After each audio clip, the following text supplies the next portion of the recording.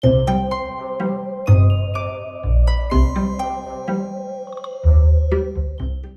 guys, welcome back to another one of my videos. If you click the title, you know I'll be making a character from Junji Ito's manga series Uzumaki.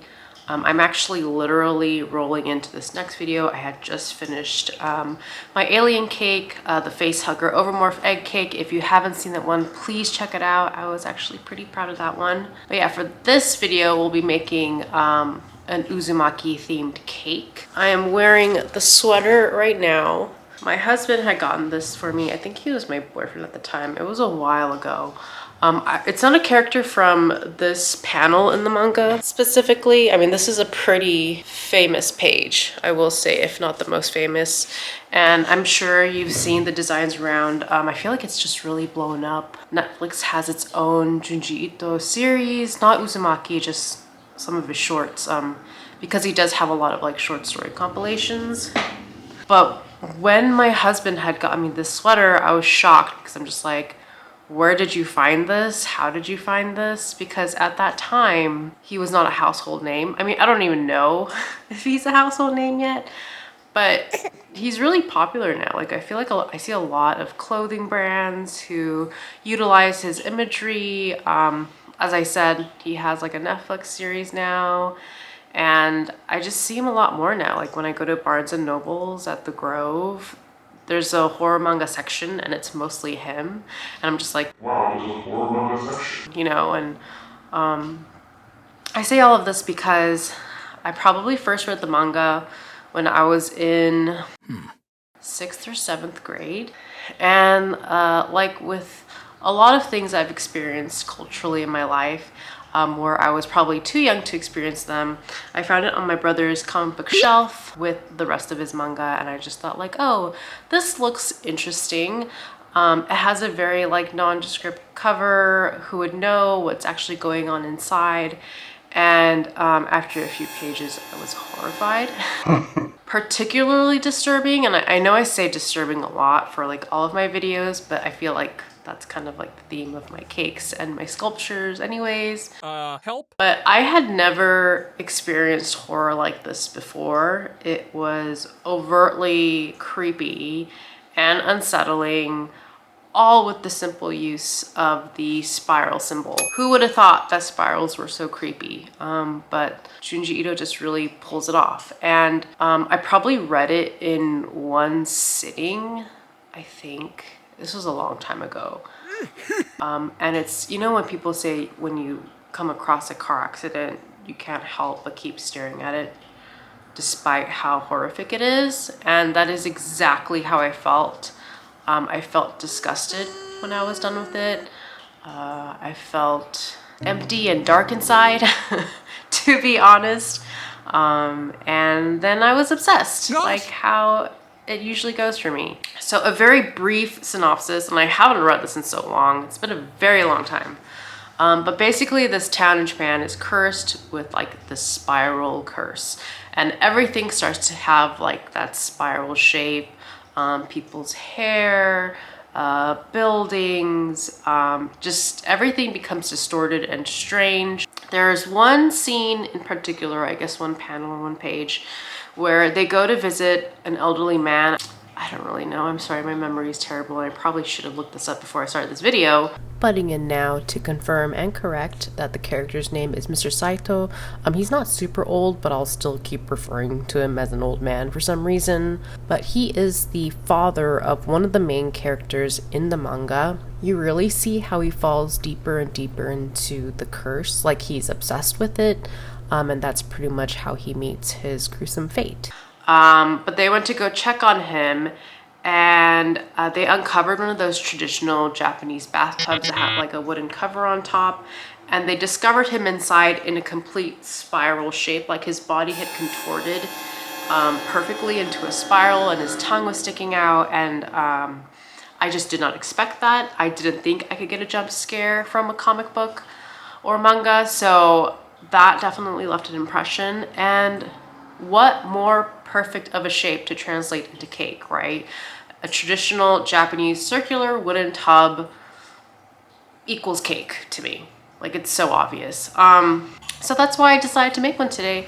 It's actually something I had been thinking about for a while. I was just putting it off because I love putting things off. But I'm so excited to start it, and I hope you guys enjoy watching it. Please don't forget to like, subscribe, and ring that bell, and let's get started. Step one, we have to make the cake. So I think I can get away with just using one single 9-inch pan, which means that I have more than enough in one cake mix. I don't really need to make it too huge. This is only for me. It's not for like an actual customer or anything. And it's already in the perfect round bathtub shape, so it doesn't require any carving or sculpting. So let's not make it more difficult than it has to be.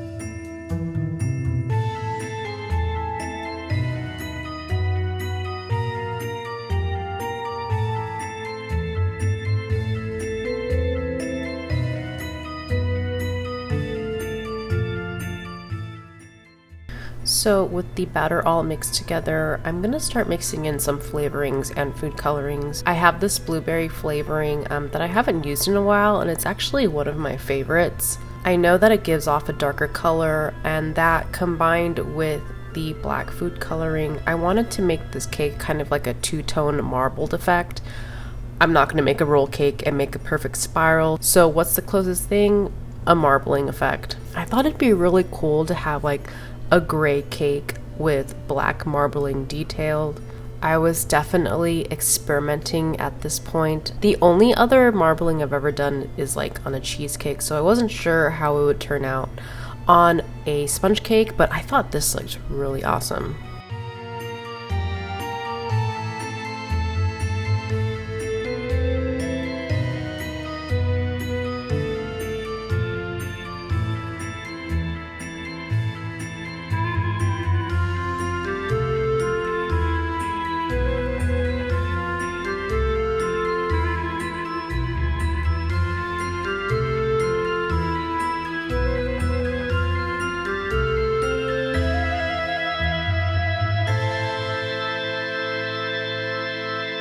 So this is that cake sponge I had made, cooled, already refrigerated, but you can see like all that swirl work. I mean, this is just the top of the cake, but all that swirl work disappeared, which is annoying, but that's okay. It's also a really thin sponge, and so I decided to make another layer, which I already started here.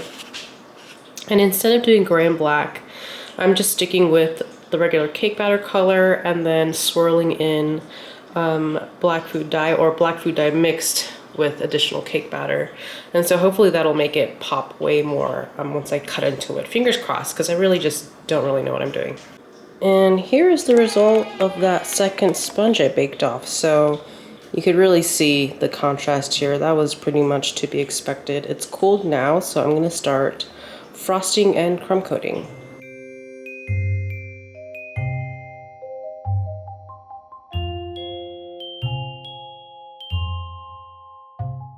I didn't intend for this to be a 2-layer cake, and I really wanted that gray and black effect to come out, but I'm actually really happy that it turned into this 2-layer, like half black, half white cake. I think it just looks really cool and super interesting. Even if the marbling doesn't look great once I cut into this guy, just to have like that contrast is really nice to look at, in my opinion.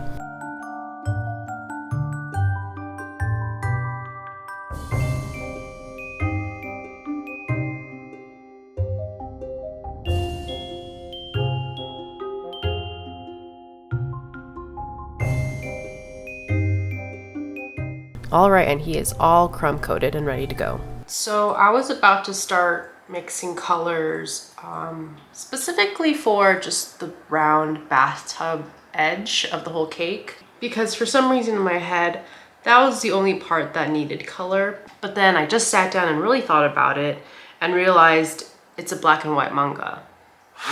I'm just assuming that the bathtub is like that lighter bamboo color that you see in traditional Japanese bathtubs. So now I'm just wondering how I'm going to approach this. I do have some scraps here from previous projects that I felt like would be good for the tone that I'm trying to achieve. And then of course I made this light brown / caramel color. So I'm just gonna go ahead and start mixing and see how it turns out. I don't mind if the old man is white and the bathtub is brown. I think that would still make for an interesting concept. So let's just see how it goes.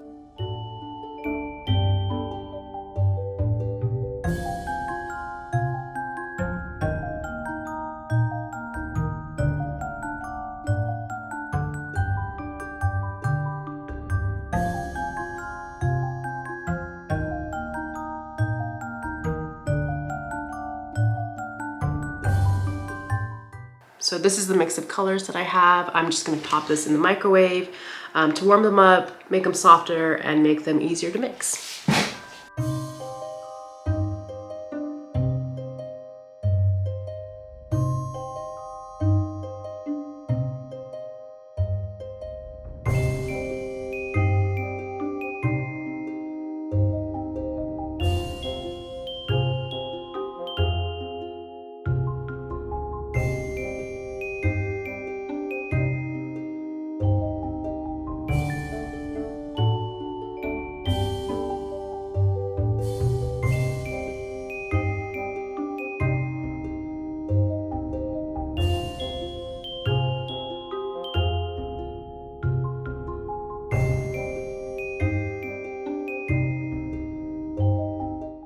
So this is the color I ended up with. It almost looks like it's like a naturally occurring clay in nature, but it is like a taupe gray color.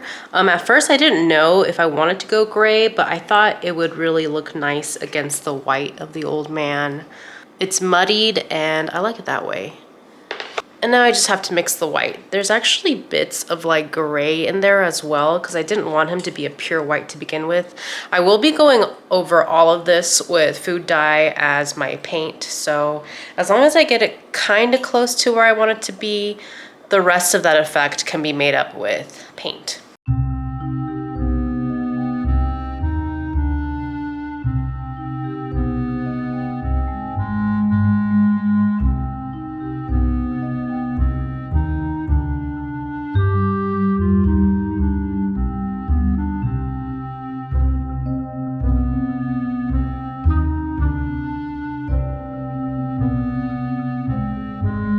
All colors are made. Thankfully for this project, I only really required 2. Probably the biggest benefit of making a cake based off of a black and white picture. The way I decided to approach this was kind of lay like a stencil down, a stencil / base. You know how I always start with a layer of base on top of the cake. It kind of secures the sponge, but it also maps out how I actually want the sculpt to be placed, and it's almost like writing a rough draft. First course of action was laying down a thin brown rim around the edge of the cake and then filling in the inside with white modeling chocolate where Mr. Saito's body would lay.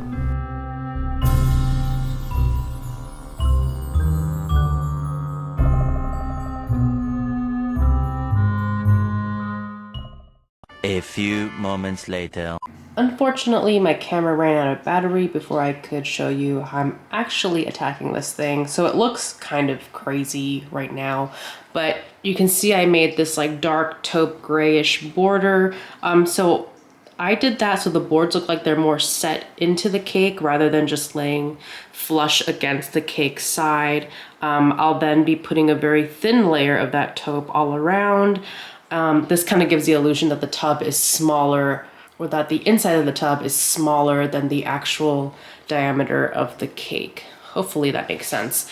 And then this white part, it looks like just goop, but if you look closely, it still looks like goop.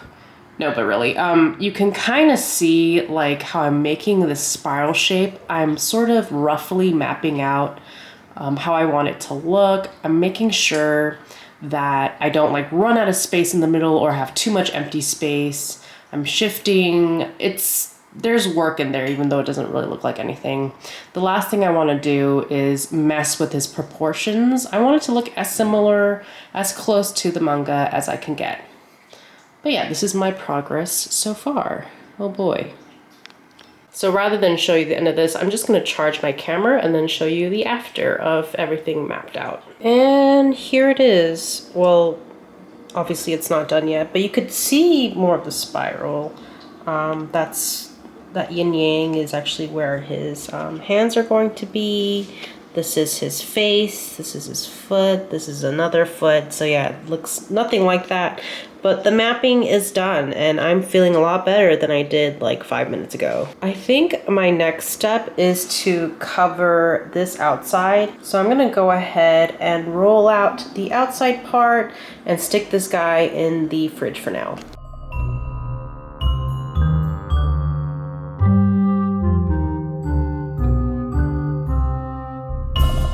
I've used fondant in the past, and that's probably what most people are familiar with when it comes to laying down a sweet covering on a cake. I don't like the taste of fondant, but I will say fondant is a lot easier to roll out than modeling chocolate. Modeling chocolate is pretty stiff. It does get pretty sticky.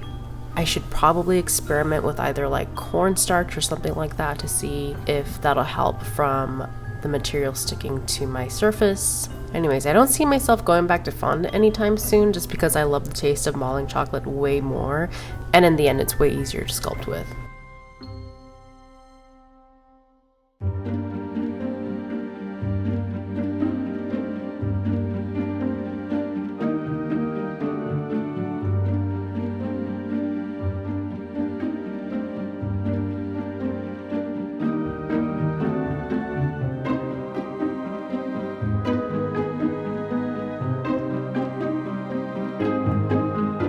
So once my sides were on, I then went in and started building up volume on Mr. Saito's body, just one little chunk at a time and a lot of smoothing.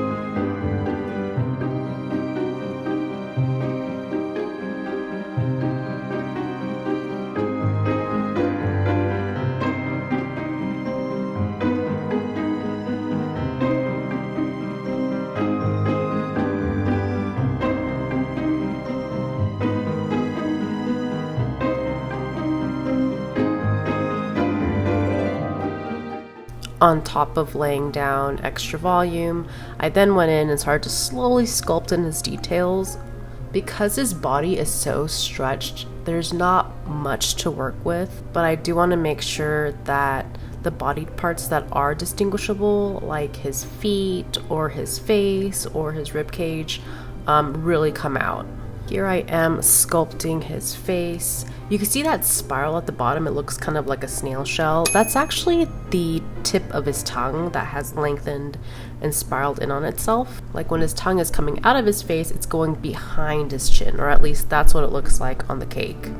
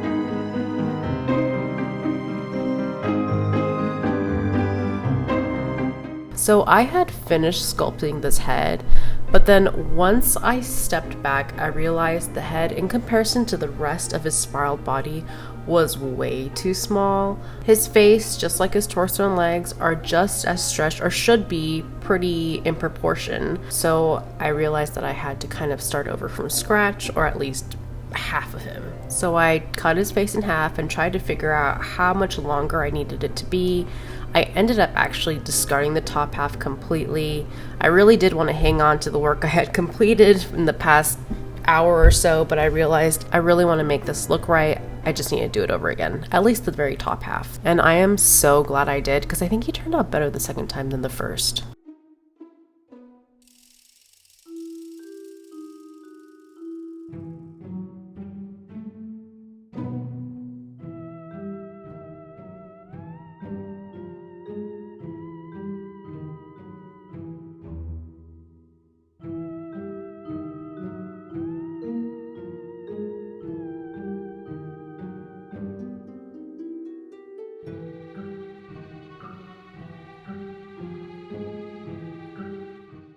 At this stage, he's all sculpted out, even his hands, which took quite a long time because I really wanted to make them look like actual hands. But the last step in terms of sculpting Mr. Saito was putting in all the hash marks, and these hash marks are literally just like the pen lines that Junji Ito drew onto his body. I did want to give sort of the actual effect he has in the book, meaning that I want him to look illustrated, I want him to look like he's a sketch. I feel like a lot of Junji Ito's artistic style is all about texture. You know, I am a texture queen. I really want to ham it up, or I really want to make it as close to what it looks like in the manga as possible. So yeah, it was a lot of hashing. And I am really glad I did that because I feel like that really added to the effect. I was nervous about it. The reason I did hashing instead of like edible marker lines is edible markers aren't great. They actually kind of suck. Trying to paint lines with food coloring also kind of sucks. So if I make those hash lines and paint over it, I would think that the paint coloring would concentrate in the crevices of all those lines. I'm pretty sure that makes sense. But yeah, that's what I was trying to go for. I was really just flying by the seat of my pants and fingers crossed that it would work out.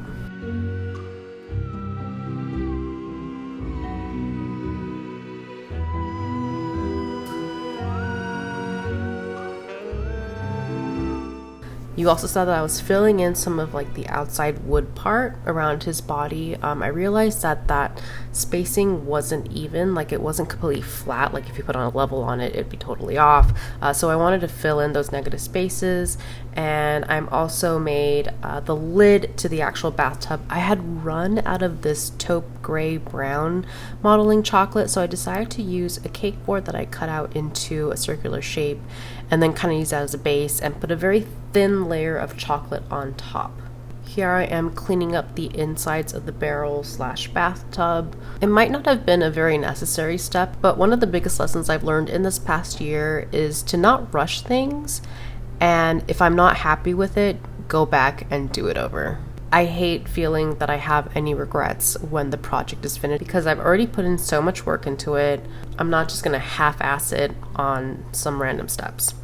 Here I am etching in the wood details, like where the wood boards would sit around the barrel. Lots and lots of time spent creating wood details.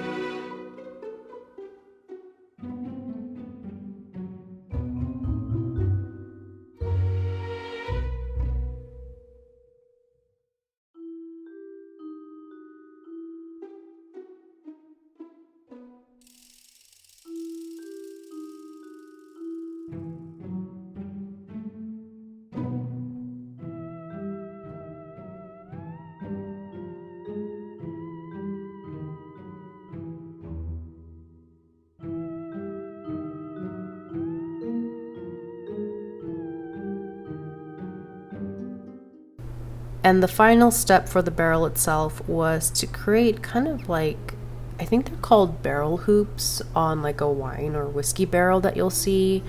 I'm not sure how accurate this is, but I thought it'd really give off the effect that it was a barrel / bathtub than leaving it by itself. I don't know, I just felt like it was missing something, and I really wanted to make sure that there's extra details to make it look more complete.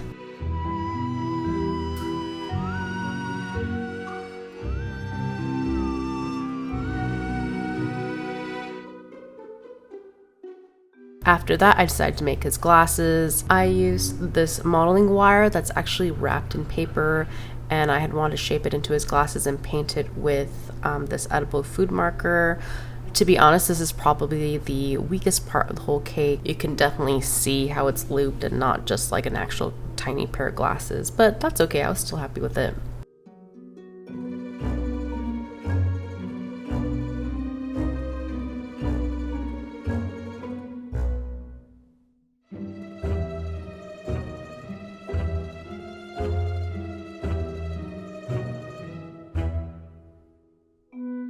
And then finally came the most nerve-wracking part, to be honest, and that was painting. So because he is an illustrated character or a drawn character, I wanted to make his outlines more prominently black and then include a lot of shading, and also, like I had mentioned before, to make sure that the color seeped into those hash lines I had made so it gave more of a sketched look.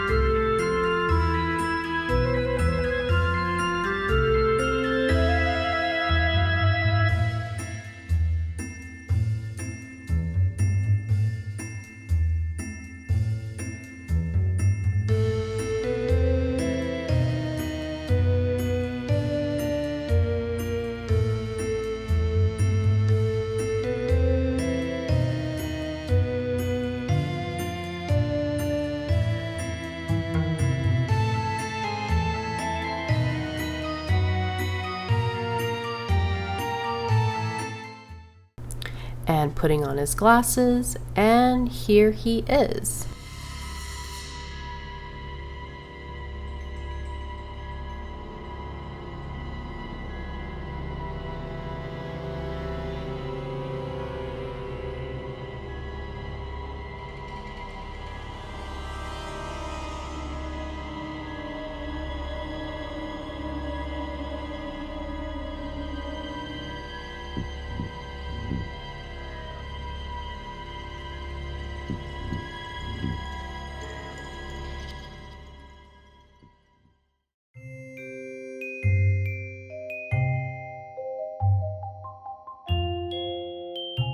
So I brought the knife out and everything, but somehow forgot to record myself actually cutting into the cake. Sorry about that. But this is what it looks like on the inside. I was actually really happy with how it turned out. I thought it looked really cute. Testing out the actual cake. Definitely had that blueberry flavoring that I had put into it. Frosting was great. Sponge was a little firm, but hey, that just comes with cake modeling territory. Alright, I hope you guys enjoyed it. Please don't forget to like and subscribe, and I'll see you next time. Bye!